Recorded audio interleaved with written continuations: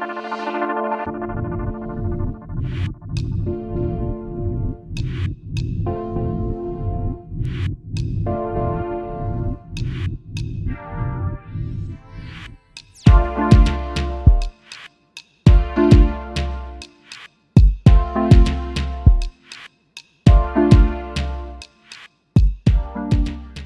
this is Candy with eyes2jesus.blogspot.com and welcome to my October planner setup. So I am continuing on in a pocket size, which is comparable and very close to A7 size. The binders are pretty much the same size, the rings and holes are the same, it's just the papers are very slightly different, so minutely different that I actually have both pocket and A7 size pages in my planner, and I don't even really, it doesn't stand out to me, the differences, because the dimensions are minute. So I believe last month I was showing you I was in a more wider pocket, and this one here is the Moterm Luxe, Pocket Luxe, and the Pocket Luxe comes with 30mm rings, and because it's got such big rings it has to be a wider footprint or the inserts are going to stick out. So if you have a more standard pocket size, for example, I love the Filofax Malden pocket size. What I don't like about the Filofax Malden pocket size is the pockets themselves. They seem too loose, not conducive or safe to putting cards in, and I really like having card slots in my planners, especially pocket size. So I am currently in something amazing. Okay, so I like the Maldens because I like the buffalo leather, but it's a bit shiny and the crackling always looked a bit weird to me. So Filofax makes another high-line planner that's also made of buffalo leather, but it doesn't have this antiqued coating to it. It's just standard high-quality buffalo leather, and that is in the Filofax Holborns. I'm not even sure exactly how to pronounce that, the Holborns. But anyways, I am in a pocket-size Holborn. Now, I have been wanting a Filofax Holborn actually for years now. I really like buffalo leather, especially if it isn't antiqued or treated like the Maldens.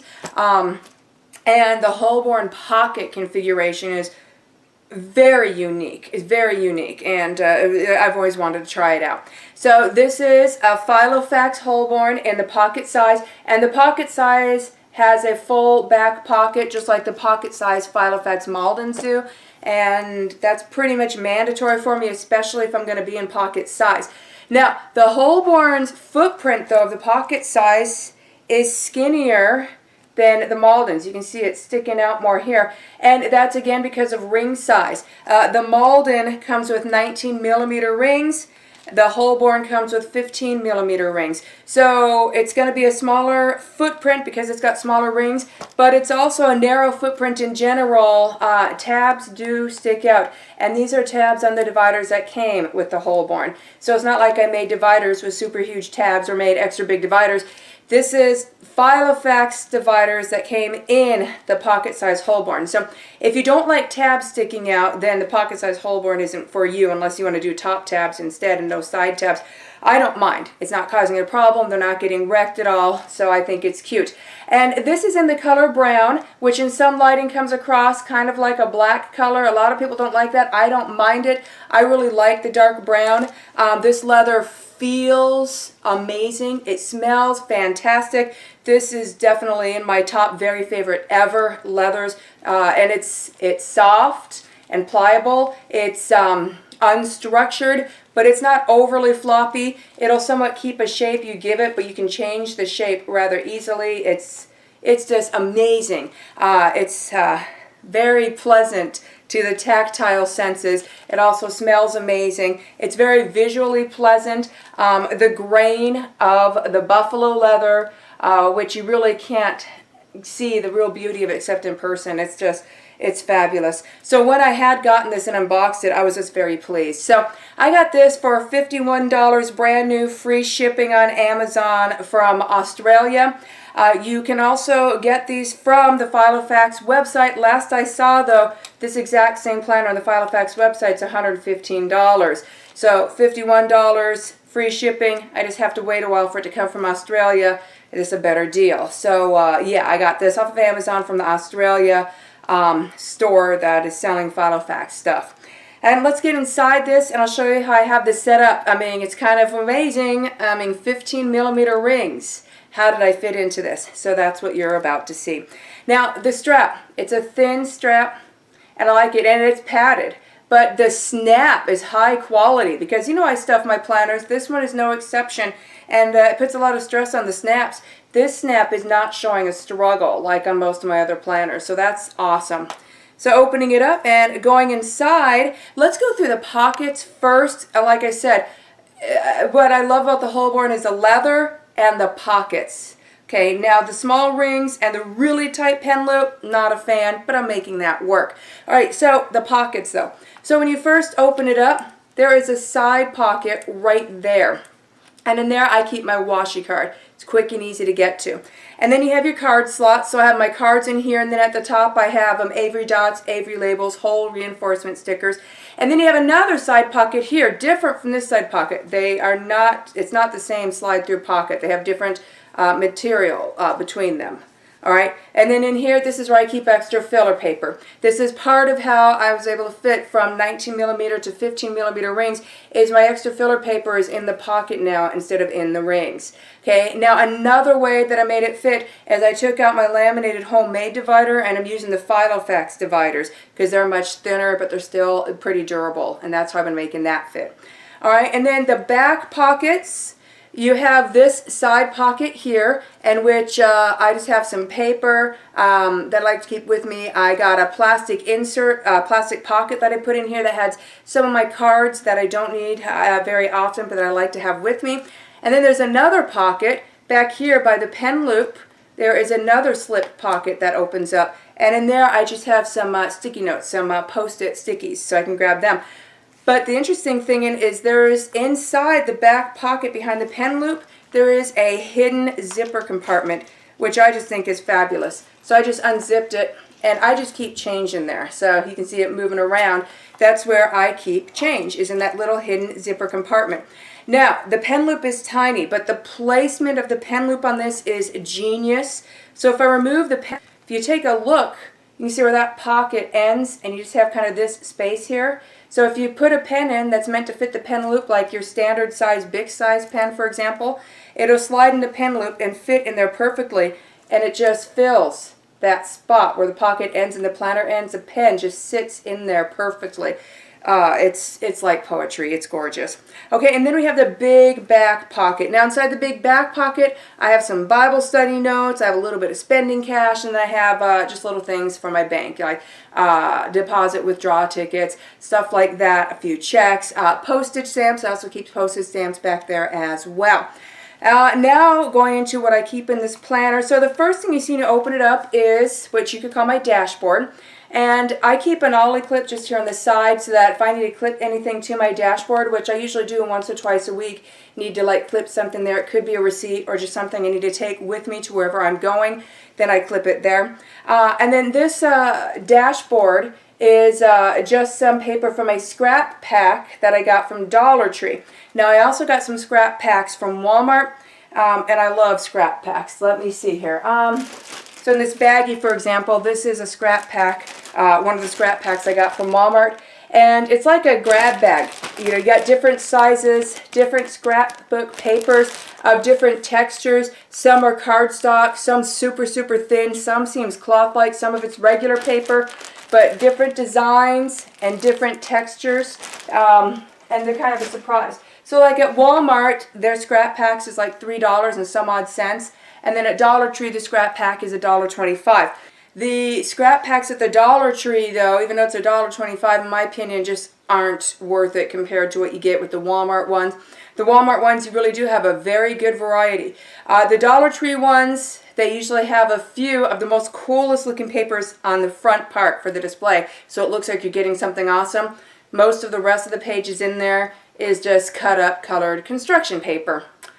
So I would say, you know, go for the $3 something scrap packs from Walmart. It'll be in the paper crafting section of a Walmart, and they're way better. But this is one of the pretty papers that came in my Dollar Tree scrap pack. And so I just cut it to size, punched it, and popped it in here and put on my ollie clip, and then this is kind of my front dashboard. I just thought it looked really cool. Brown, kind of a lighter, shimmery, almost brown to go with the very dark brown of this Holborn. So after that, I have several sheets of blank paper. Actually, I only have a few because I don't want to overload the rings. I have 2.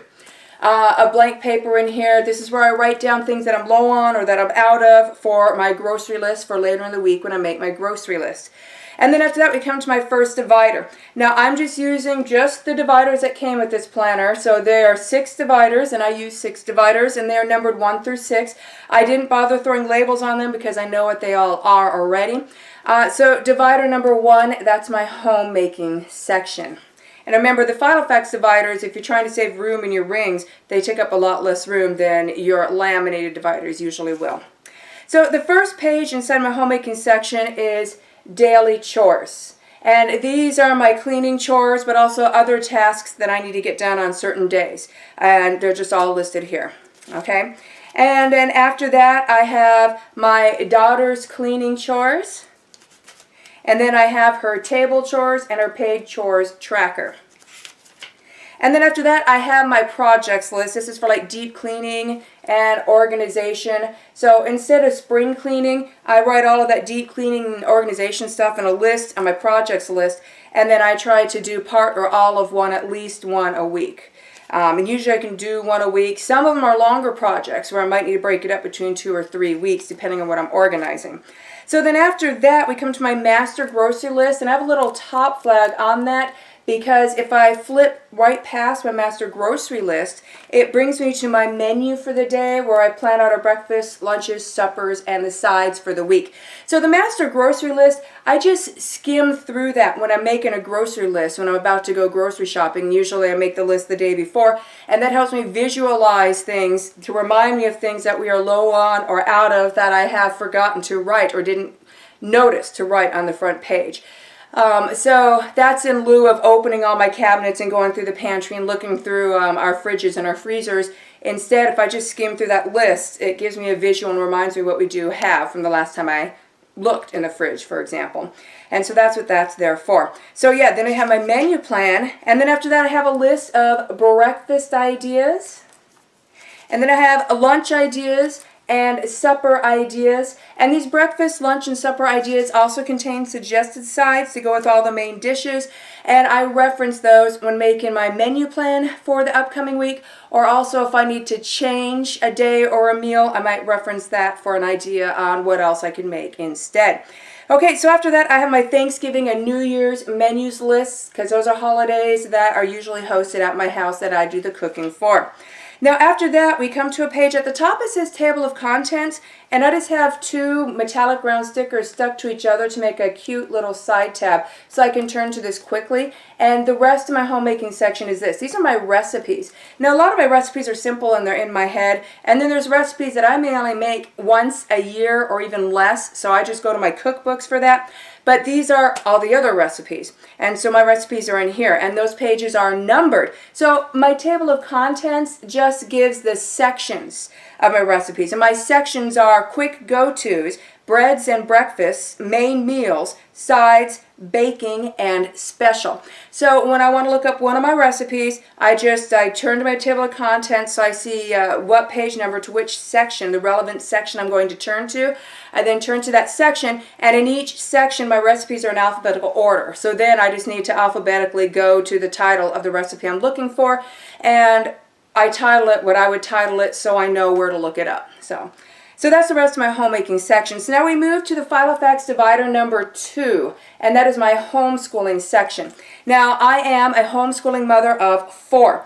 3 of my children are adults. They were all 3. They were homeschooled all the way through, beginning to end, graduated, and they were homeschooled via the Trivium method. So now I'm down to my 4th and last child, who is not an adult yet, who is still going through homeschool. She is 16 years old, and this year we are homeschooling her through 11th grade. So my homeschool section used to be for all of my kids, and then as one graduated, it was for the 3, and then another one graduated, it was for the 2, now the next one graduated, now I'm down to my last one. So my homeschool section now is for my daughter who's doing 11th grade. She also has been and will be homeschooled all the way through and via the Trivium method. Now, we homeschool year-round, Monday through Thursday. We generally take Fridays off. Sometimes we do some light school or catch up on Fridays. And we, like I said, we homeschool year-round, but we take the month of July off. And the month of July is usually when I do planning and setting up and preparing for the next year's homeschool and getting all the supplies coming in the mail and whatnot. So, my homeschool section. The first page in my homeschool section is the homeschool schedule. What we're generally doing, what the homeschool day generally looks like. Then after that is the course of study chart. This is a curriculum chart, what subjects I am teaching her this year, what materials and books we're using, and then any other additional notes, and what days are being taught. For example, math is Monday through Thursday, but grammar is just Tuesdays and Thursdays, etc. Okay, so after that we have her reading list. And then we have her copywork assignments, which goes with Trivium. And in copywork, it's mostly scriptures that I have her copy out of her Bible and write down. But I also have some other things in here. We have spelling lists and vocabulary work. Now, that is included in the grammar and composition workbook that she uses in school. But I like to have more spelling work and vocabulary work than that book provides. So I always added extra. And between graded spelling lists, which is on the public domain, is for all the way beginning to end through school, and the dictionary, that's how I add in more spelling words and vocabulary words. There's also some worksheets from some books that I've had for years that I occasionally copy out, and I'll have notes in here when it's time to copy those out for human anatomy and for geography and things like that. So my copywork, though, like I said, it's mostly scriptures, but I do throw in some other extra things as well. Okay, then after that I have a page of Monday school, Tuesday and Wednesday school, and Thursday school, what we're doing on those days, and then I have some blank paper for notes or special projects, and that's the end of my homeschool section. So my next divider, Filofax divider number 3, is my budgeting section. So the very first page, my budgeting section, is a page called Budget Guide, which I cannot show you. But it's divided into 4 main quadrants because my husband gets paid once a week. And then I have listed which bills get paid on which check and which bills automatically pull and which check they automatically pull from and which bills I still have to manually pay and which check I manually pay those from. And I use this as a guide. That's why it's my budget guide, so that when I'm working out my budget for the week or for the months ahead, then I know, well, these are the bills that are going to pull or that I need to pay for that specific check. So I always put those down on my budget first. So my budgeting pages after that, just filler paper. So I like to write in the corner which check it is. Check 1, 2, 3, 4, and sometimes we have a check 5. And then I just like to write those up there so I know which check that we are on. And then I will write down the date of the check, of course. And then I write down for my budget guide the bills that are being paid on that check. I will then look at my monthly calendar for that week and see, okay, appointments, birthdays, special occasions, car work, etc. And then I will budget that in as well. And then I just keep a running total on what's in the bank and our cash right here. And that's how I do my budgeting. So that's the budget section. So we move on to Filofax divider number 4. And Filofax divider number 4 is my reference section.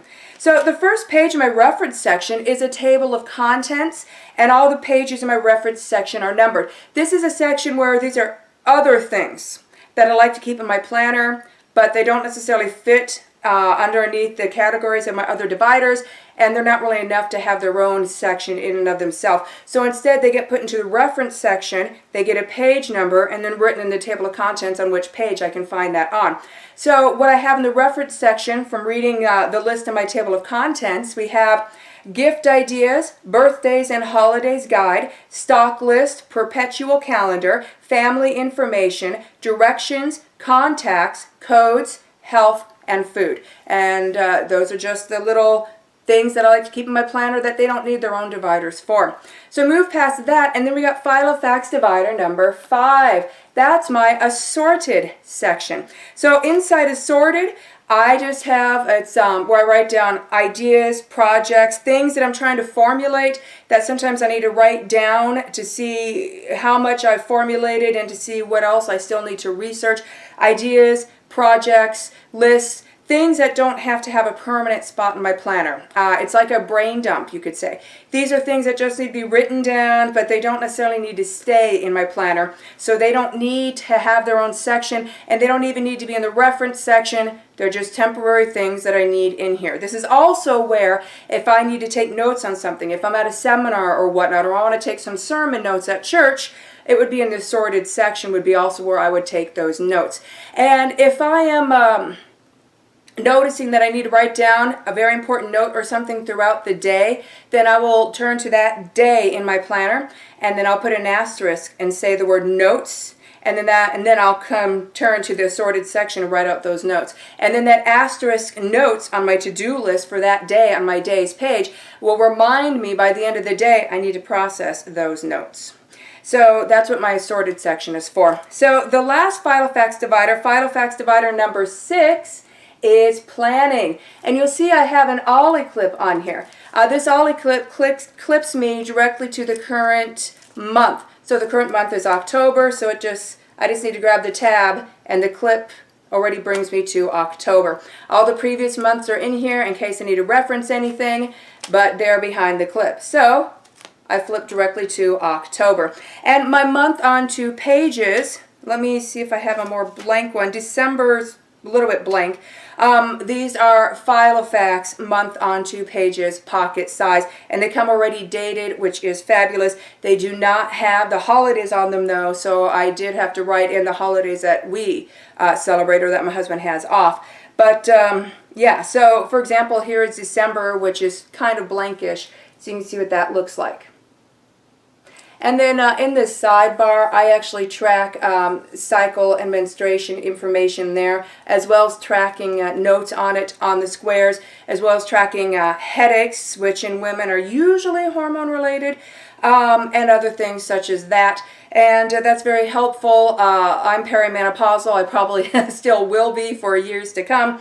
And so it's very important for cycle tracking. That also helps me adjust my BHRT, my bioidentical hormone replacement, to know if I need to up the progesterone or if I need to throw in a bit of estrogen, do I need the DHEA, etc. So cycle tracking, very important, especially when you're in your mid-40s. Okay, so after all the month on 2 pages, which I have in here for all 2022, we come to my today marker, which brings me to today. Now I am doing day on 1 page, and here is today. Here is my page finder. I think this is a Motrin page finder. And then this other page, this is laminated. This is my master schedule. It's the same on both sides. So if I'm on this page for the day, I have my master schedule on this side. But if I'm on this page for the day, well, I have my master schedule on this side as well. So yeah, let me show you Mondays, which is pretty much blank except for the day and date that I wrote in. You can see what the day on 1 pages look like that I'm using. And if you're interested in these were free printouts that I got from Puffin Pages Co. So you just Google Puffin Pages Co. And I just went to, I don't know, they had like a free printout section or whatnot. And I went into there and looked at the free printouts that they had for pocket size. I saw a day on 1 page, and I love these. I have them printed out and punched and cut already for all of October, November, and December. So I have all of October in here, and November and December I have binder clipped together and at my desk. So I keep 1 month at a time of day on 1 page in here. So in this top section, this top blank section here, I do tracking. I write down various other little notes, like maybe also my daughter's cleaning chore for the day. And these lines is where I do my tasks and my to-dos. And then on the other side, on the left side, you have morning, afternoon, and evening. That's handy if I have a different, very, very different day for my master schedule where I have to do a very different schedule. Then I'll write that in there. Otherwise, I write my meal planning in there, and if I'm doing food journaling, there's room to do that in there as well. And then the bottom lines is where I write down my cleaning chores for the day. And then I still have this little line, this blank line right there. If I have any food preps for that day, that's where I just write down what food I need to prep for that day. So that's how I use these daily pages, and yeah, they've been working out fabulously for me. So after that, the very last page in here is a filler page, and I just have a little top tab on there that I made so it's easy for me to get to it quickly. And that, it just says at the top, I wrote down 2023 plus. And this is just future planning. And I have several things on here already for things coming up in 2023. I even have something in here for 2026 and something in here for 2029. So this is my future planning page. And I don't have anything else after that. I find I don't need a page lifter on the front or back in this planner. So after that, we just come to the back pockets. And you have now seen what I keep in my planner. I really like it. If you like pocket size and you would like it to be light and a small footprint, and you can work with the 15mm rings, the pockets are amazing. And if you don't mind your tabs sticking out, it does not interfere with the pen loop, and you don't mind using a skinnier pen like a standard big size pen, then the Filofax Holborn rocks. It's amazing. The beautiful dark brown is the one I like. I really love the buffalo leather. The contrast stitching in the pockets are very creative and really fun to use. So this concludes my October tour of the planner I'm currently in. Have a blessed day.